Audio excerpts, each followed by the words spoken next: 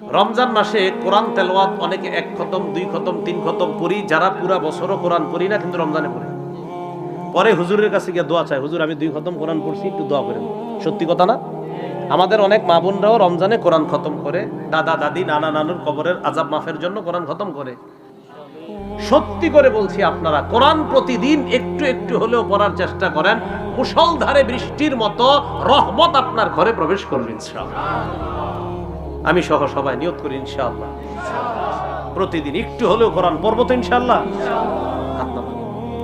দেখেন, নামাজে গেছেন, জোহরের নামাজে গেলেন, মাগরিবে গেলেন, তো কথার কথা মাগরিবের নামাজে যাওয়ার পরে দেখতেছেন আজান দেওয়ার এখনো 10 মিনিট 15 মিনিট 20 মিনিট বাকি। আর আমাদের গ্রামগঞ্জের মসজিদগুলোতে দেখবেন মাগরিবের অনেক আগেই মুসল্লিরা চলে আসে।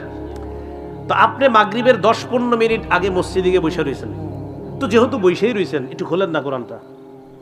10 মিনিট বসে আছেন, একটু কোরআন খোলেন। 10 মিনিটে আপনি একটা পৃষ্ঠা পড়েন না, শুদ্ধ করে 1টা 2টা পৃষ্ঠা পড়েন।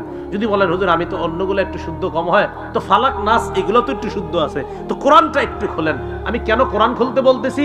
কোরআন খুলে যদি প্রতিদিন পড়েন, এই কোরআনের সাথে আপনার আজীব একটা মহব্বত সৃষ্টি হবে। বিশ্বাস করেন, আপনারা শুরু করেন আজকে থেকে, প্রতিদিন একটু একটু কোরআন পড়েন। আজকে পড়েন, কালকে পড়েন, 1-2 মাস পড়েন।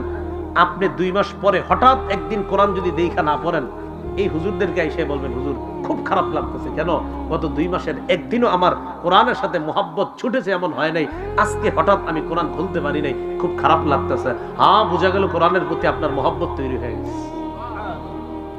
সূরা বাকারা 238 নং আয়াতে আল্লাহ বলেন, হাফিজু আলাস সালাওয়াতি ওয়াস সালাতিল উসতা ওয়া কুমু লিল্লাহি কানিতিন। তোমরা নামাজের প্রতি যত্নবান হও, বিশেষ করে মধ্যম নামাজ। মধ্যম নামাজের প্রতি তোমরা যত্নবান হও। ক্বালা রাসূলুল্লাহ সাল্লাল্লাহু আলাইহি ওয়াসাল্লাম, ইন্না আউওয়ালা মা ইউহাসাবু বিহিল আবদু ইয়াওমাল কিয়ামাতি সালাতুহু। কিয়ামতের ময়দানে সর্বপ্রথম আমলনামার মধ্যে নামাজের হিসাব হবে।